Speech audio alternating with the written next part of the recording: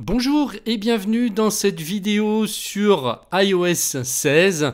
Alors on va découvrir aujourd'hui une nouveauté, une des plus grosses qu'il va y avoir dans la prochaine mise à jour de l'OS de nos iPhones. Il s'agit de la personnalisation des écrans de verrouillage.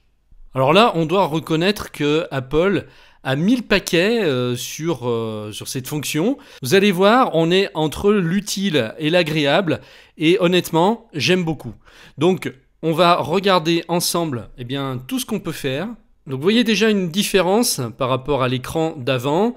C'est qu'on a la date désormais qui est au-dessus, au lieu d'être en dessous de l'heure, et on a l'heure qui est en plus gros caractère.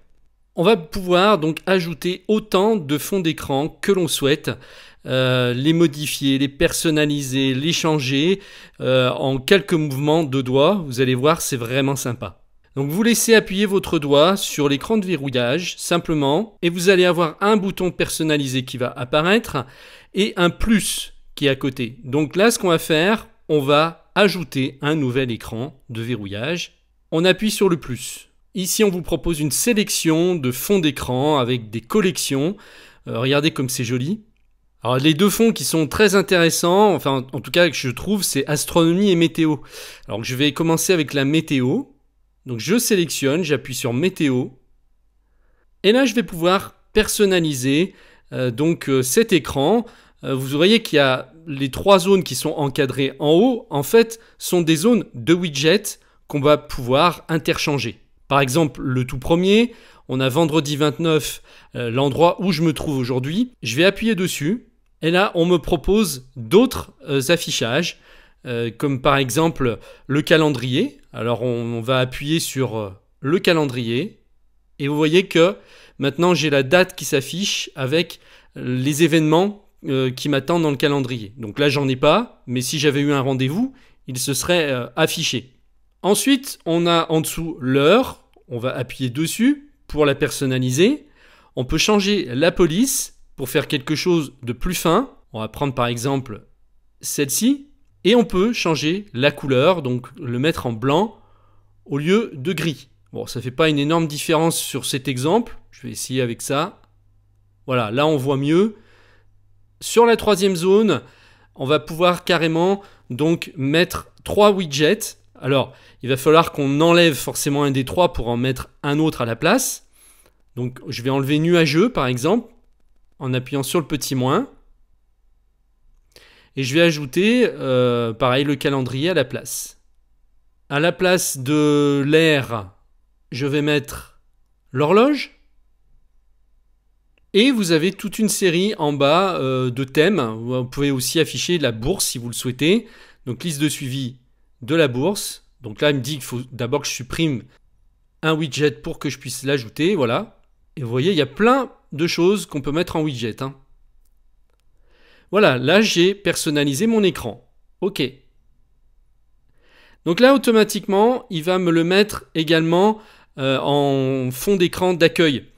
Soit je personnalise, soit je lui dis de définir comme paire de fond d'écran et je ne fais pas de réglage. Soit je personnalise. Donc là, je vais appuyer sur personnaliser. Et voilà, là, je vais pouvoir, si je le souhaite, modifier la couleur de fond. Alors, je vais prendre celle-ci et je vais faire OK.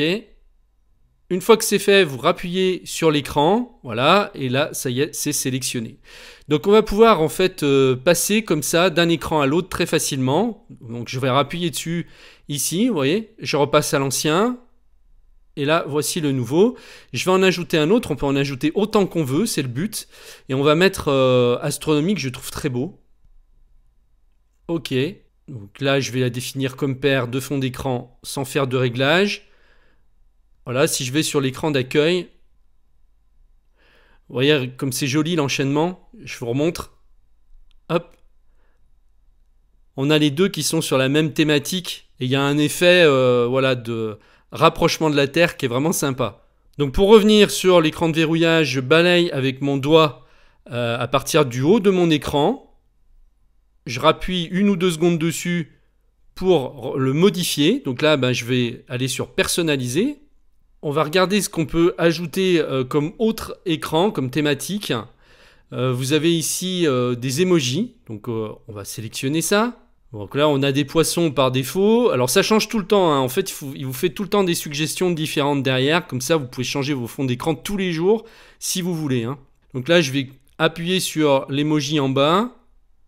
Et là, je personnalise. Je peux enlever par exemple un poisson et mettre un visage qui rit à la place. Et voilà, ça va me modifier l'écran. À droite, on a des options.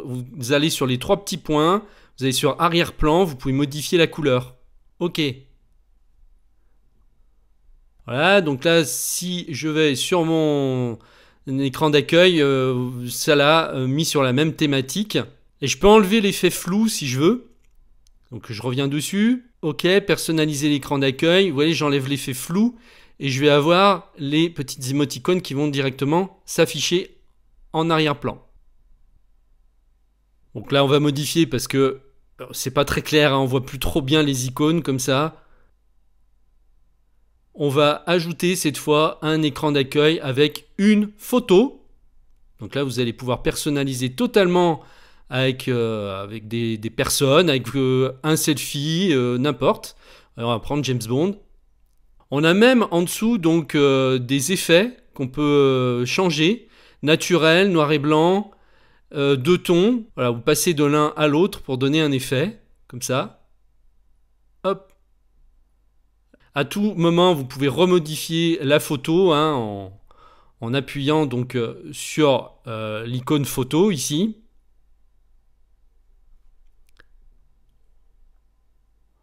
Bon, là, j'ai pas grand chose à part James Bond, donc je vais le garder. Voilà, hop. Et là, on vous met pincé pour recadrer. Je peux agrandir ou rétrécir. OK. Bon, on va voir ce que ça donne au niveau de l'écran d'accueil. Voilà, avec le flou, ça passe sans problème. Alors, autre changement intéressant, c'est les notifications qui ne s'affichent plus en haut de l'écran, mais en bas, pour ne plus gêner. Donc, si je balaye avec mon doigt dans la partie inférieure de l'écran, je vais avoir donc le centre de notification qui s'affiche, et vous voyez que cette fois, ça ne va pas perturber. Vous voyez, je vais déplier l'affichage, et là, donc, je vois les 3 dernières notifications, et donc, je fais afficher moins pour revenir donc à une liste compacte. Donc ça, je trouve que c'est très bien pensé parce que ça ne gêne plus. Effectivement, ça gêne moins qu'en haut. Voilà pour ces toutes nouvelles personnalisations d'écran de verrouillage. Alors par contre, il faudra attendre la prochaine venue d'iOS 16 qui devrait avoir lieu fin septembre, début octobre, lorsque les nouveaux iPhones sortiront. Donc là, j'ai pris un petit peu d'avance pour vous montrer ces futurs changements qui s'annoncent vraiment très intéressants.